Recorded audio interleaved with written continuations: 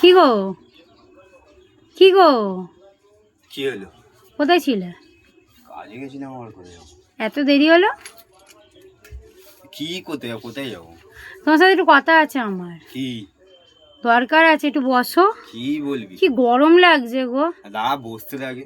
হ্যাঁ বসো, তোমার সাথে আমার কথা আছে, বসো বসো বসো।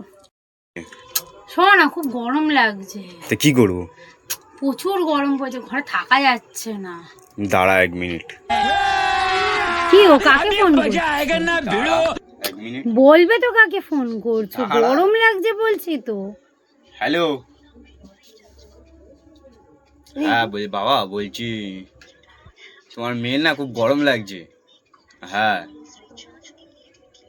আরে যদি একটু এসির পয়সা দিতে। কি